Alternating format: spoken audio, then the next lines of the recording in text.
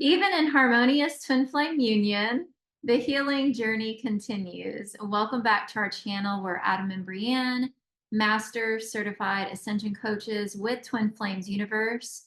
And we are married and been in harmonious union for we're reaching that 5-year mark, slowly getting there. In 6 months. In 6 months, yeah. Mhm. But what we want to talk to you about today is a little bit about our personal experience and journey.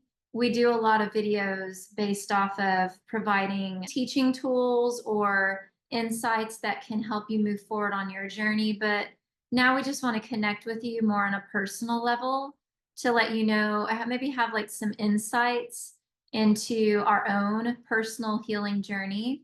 And so we're going to, share some things that we've been, going through in our union. If you're a subscriber, then you see the community member section in the posts that we do. But yeah, we had the Twin Flames Universe Summit event over the weekend. And there was, at the tail end of it, there was a harmonious twin flame union couple that got married. It was a beautiful wedding. It was absolutely gorgeous. We had a lot of fun. Mhm. But just like, we know the journey is it brought up a lot of things for me and Adam to heal through.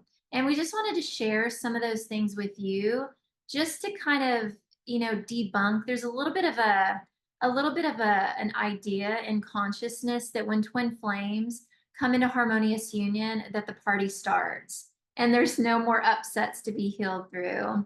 And so we want to like debunk that, because even when you come into harmonious twin flame union and you get married to your twin flame, you're still going to have challenges arise in your union. And sometimes that's going to be with each other. And sometimes that's going to be with others. And so something that me and Adam have been healing through, and of course you can, add into this whenever you Thanks. feel called to, yeah. Yeah, but like for instance, as I was growing up, I was an only child for 13 years of my life before my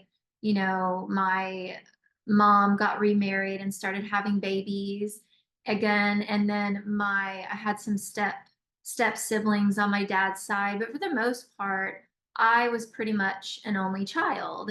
So I learned to be comfortable in the presence of my own self, right? Like playing with my toys. I would listen to music, read books. I was just very comfortable in my state of seclusion, I guess, or my state of, I felt very comfortable with myself. And even as I grew up, I found relationships not so easy to navigate, not just romantic relationships, but relationships in all areas of my life. And maybe you want to share a little bit about your experience as you were growing up, because it was very similar, kind of similar to mine. Yeah, I was a only child until, I was 11, but I also didn't live with my siblings Mhm. at that time, so I didn't see them so much. I didn't get the sibling experience really. And you kind of didn't either, because it's like when you grow up together, you kind of have a different experience, True, right? But true. yeah, so relationships weren't always so easy Mhm. to maneuver and handle and socialize. I think, like, when you live in like a very like numbed out state and you're kind of like doing your thing as a teenager and partying and all that stuff, like it's easy to do the social thing, right? But Mhm. then life kind of starts, and then you're busy with life. Mhm. In my case, is like raising a child, going to school, just very focused on the things, right? Like, yeah, there wasn't so much time for relationships, Mhm. socializing. Mhm. Mm. In that, also too, with the way that we are taught to have relationships, most of the bigger part of society is there's a social norm and then what isn't okay. And if you don't fall in the lines of what's socially normal and accepted, well, it's encouraging you to not be yourself. There's like a cookie cutter idea of how relationships should work, romantic and non-romantic, with friends, all relationships. that tends to feel heavy, right? Especially if you are far away from being your authentic self. So you have all these dynamics at play. We grew up pretty much, by ourselves. And then you start to step into the world of relationships and you're like, okay, I've got to do this, and this, and then I'll fit in. All right. And then fast forward, into us coming in a harmonious union and being in this large, expansive community. It's been very crucial and vital to the manifestation of our harmonious union, because I've created, or not created, I've made so many friends. And in cultivating those relationships, it's been very rocky. And so with this whole summit event, with everyone, coming together physically, there were a lot of feelings of, oh, will I fit in? Do I belong here? Am I going to be accepted? Does this person like me? Right? There was all of these emotions that we were moving through. And we feel, of course, being in harmonious union, we feel very comfortable and at peace, in harmony with each other, because we're one. We're literally one being, but in two bodies. But when it comes to, like we were saying, those relationships with others, that's where it can feel a little uncomfortable, because it demands that you be all of who you were created to be, and that you let go of what you were told you needed to act like, be like, because that's in this community, like Harmonious Twin Flame Union, it's all about you being yourself.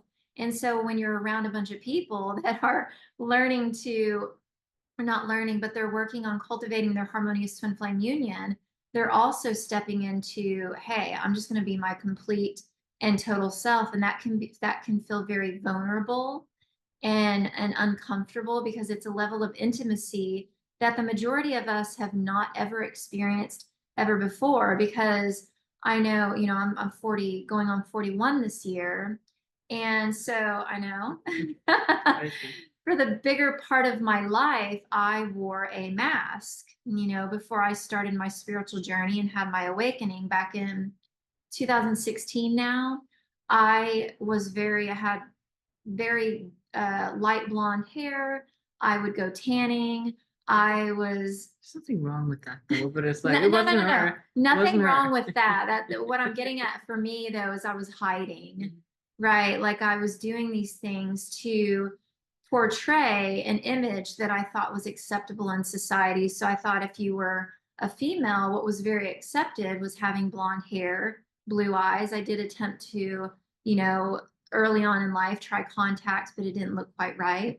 So I was trying to physically and emotionally and mentally get away from myself as much as I could, because I really did think, hey, this is not what society is going to accept. So I've got to be this facade of a person in order to receive love and be loved.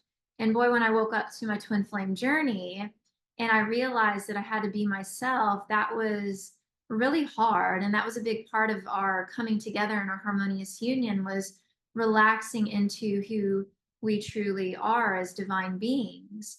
And yeah, you can see here today, you probably see, maybe you, through your eyes, you see two females, right? But we're actually divine feminine and divine masculine. And that's how far, like, in previous lifetimes, we got away from ourselves. Is that, I can share this too. Like when I was a little girl, I mean, really little girl, I was trying to be a boy, because I thought that boys were very well accepted in society. And so I was like, I'm not even going to be a girl. I'm going to dress like a boy and act like a boy. And because boys seem to get all of the attention and they're really well liked. And then you, on the other hand, you were, acting and being a girl.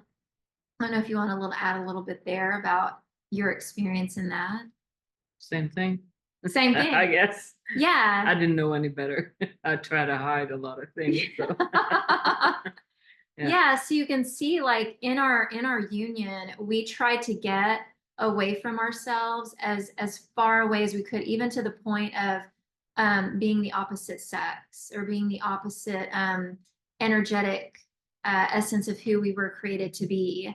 And so, yeah, when you wake up to the twin flame journey and you start to manifest you start doing your healing work, it's going to require something of you. And that's something that it requires of you is to let go of all of the ideas and beliefs of who you thought you were.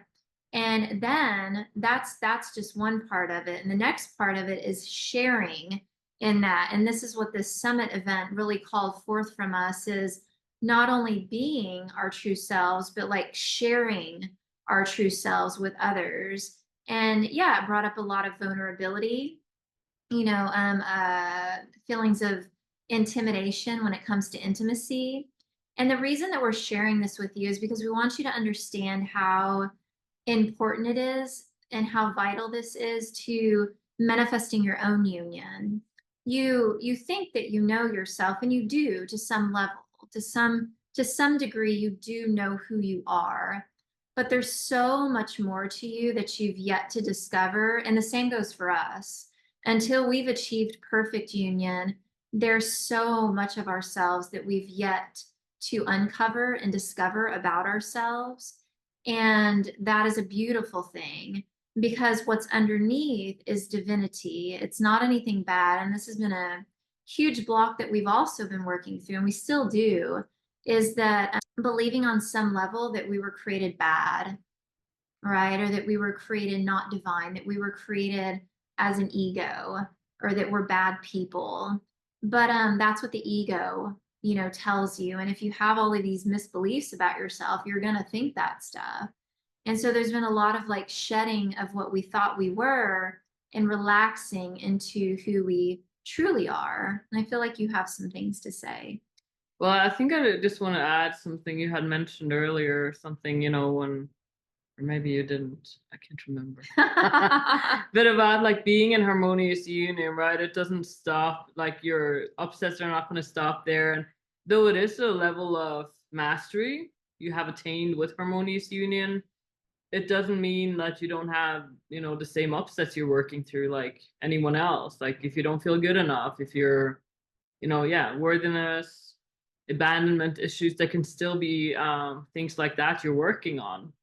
Just human, right? Still. So there's going to be the same upset. So, because I think that's something we get a lot, like, oh, you probably don't work through these things anymore, or do you? Like, how do you feel? Like, but it's the same things.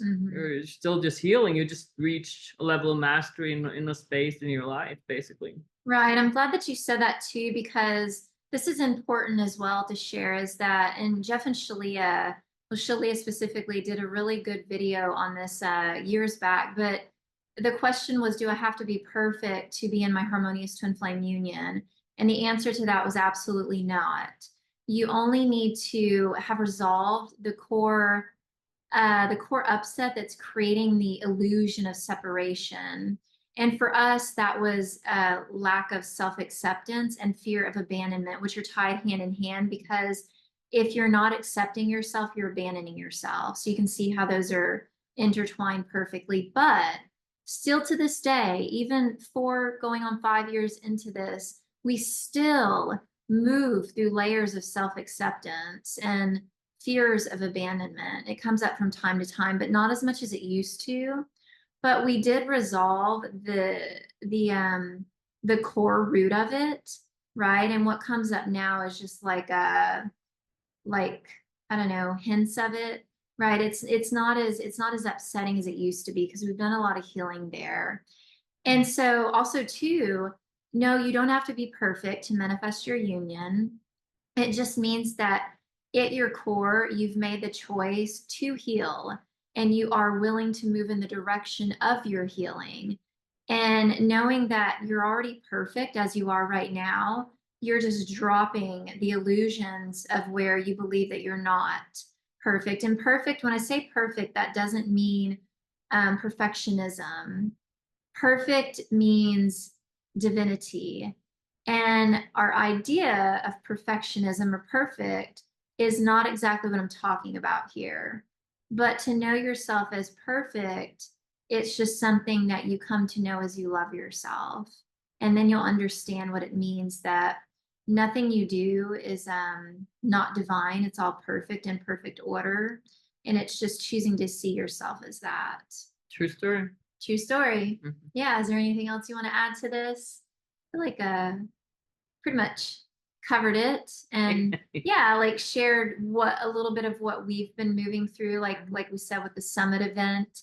And we did, yeah. I think kind of like you didn't maybe you mentioned a little bit, but I feel like it was very healing in the sense of Yeah, yeah. sometimes you go in the reality in your reality, right? Mhm. Like, oh, this is how it is, right? But then you know go out in real reality and you're like, oh, this wasn't what I thought it would be, and you know you have a totally different experience. And yeah, it's sharing with you that it's not as bad as you thought, Mhm. or you know, kind of like nudging you with different things, right? So Right. I think it was very healing. It was very, very healing. Yeah, we had a beautiful time. And we say, when we say it brought things up for us, it doesn't mean that we were like in a state of devastation and upset the whole No. time. It just means that, oh, I feel some feelings here. There's some things coming up for us. And Mm-hmm. we're just loving ourselves as we're enjoying our Mm-hmm. time together with our spiritual family and friends. And that's another thing that you come to a place in your journey, is that you're always going to have like triggers and upsets, but as you cultivate deep peace and joy in your heart and your relationship with God, those triggers and those upsets don't come and like ruin your day. They come and oh, okay, so I got a feeling here, right? It doesn't blow you down, it doesn't knock you over. It's more of like, Sometimes it can feel like it though. sometimes So it can feel like it, yeah, yeah. but when really like you've gotten really good at your inner work, it's just like you notice it, and you love yourself and you go on about your day, right? Like, because you've cultivated so much love in your heart, the upset just kind of dissolves in the love that you are and that you feel within yourself. Mhm. And it gets easier and easier and easier. And yes, there will be challenges will arise, but those challenges come to grow you and to deepen you into your union. It's all good. Thank you for watching, and if you're new to our channel, don't forget to hit that subscribe, give it a like and a share, and you'll see us in the next video. Leave a comment too.